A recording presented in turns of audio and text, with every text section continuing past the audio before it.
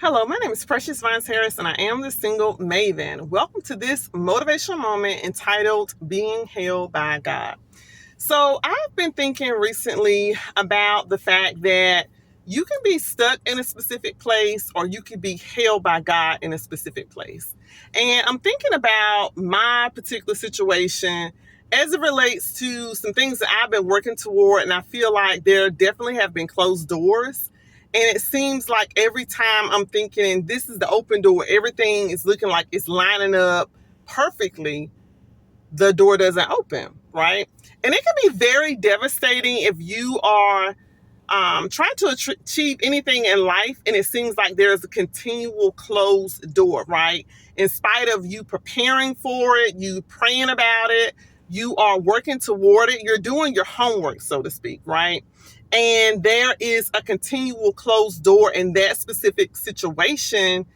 You have to ask yourself, am I stuck on my own accord, or is it something that God is doing behind the scenes, meaning He's holding me back from getting this specific thing because He is preparing me for something else and He's protecting me from the consequences if I were to get that specific thing, right? So I keep saying specific thing because this can relate to any specific area in your life. It could be you're looking for a job, a new relationship, business opportunity. You could be trying to write a book and you're looking for an editor.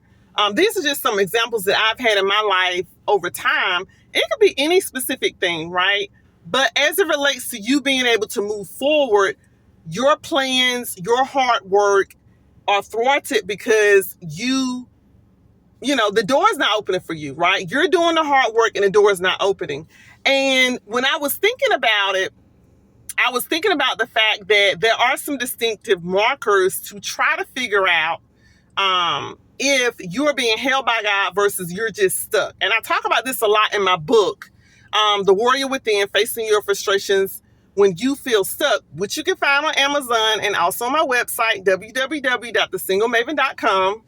I wrote the book, but I still have questions about it because as it relates to me and my life, I think as you get older and as you go up different levels in your life, you're going to encounter different things that you haven't encountered before. So I'm the type of person I always look for patterns. I try to see if there's a pattern in behavior, in things that have happened in my past, in other people's lives, so I can learn specifically what I need to learn in a situation, how I can adapt or change or just modify my behavior because I want to live the best life possible. And if it's something that God is trying to tell me through other people's lives or examples or just, me seeing things out in the world as I'm, moving about on my day-to-day activities, I want to be able to see them because I think God speaks to us in all different kinds of ways. But we have to keep our eyes and ears open, right? But as I was thinking about it, I was like saying to myself, Precious, is there a big difference between being stuck and being held by God? And I think it is. This is probably something I will dig into a little bit deeper, maybe on a follow-up video, because I do want to actually dive into it a little bit deeper because I'm studying this for myself. But I think it'll be helpful for you as well. When you're stuck, a lot of it has to do with the fact that you are being disobedient. You're not doing the things you need to do. So if you're fearful of me moving forward and you're not taking steps, I talk about that in my book as well. If you are not as resilient in a specific area, meaning your mindset is not there, I have a chapter on a resilient mindset. If you are not willing to do the work, if you're not putting in time and effort, if you are actually have areas within your life that you're immature spiritually, things you need to work on, right? I talk about this a lot in my book as it relates to different things that you have ownership over. But as it relates to being held by God, that's different. Because the way I see it, and I'm definitely not an expert on this, and I'm still going to actually do a little bit more research and read my Bible and pray about it. But as I see it, being held by God is when you've put in the work, you're doing the work, and there's continual closed door, right? So that could mean you're going in the wrong direction, or God is holding you for something better, or he's positioning you, well, I just said something better. I mean, he's positioning you for something better, or he's protecting you from something that you may not know could happen if you were to get that specific thing. So let's just say like you're seeking a relationship, right? And you're dating people and it seems like it's a continual closed door. It could be because God is protecting you from the fact that these people are not in your best interest. They're not a match, right? He sees the long-term consequences of if you were to make that choice, and he's protecting you, right? Or he could be positioning you for your future husband, meaning there's no need to get in a relationship with this person. Not saying this it will be bad to get in a relationship with that person, but your husband, you may meet him in the next couple of weeks or next couple of months. So that would prolong you or deter you from being in place for your specific mate, right? And that's just an example I use because of the fact that I am the single maven, and the single maven seeks to empower single Christian women.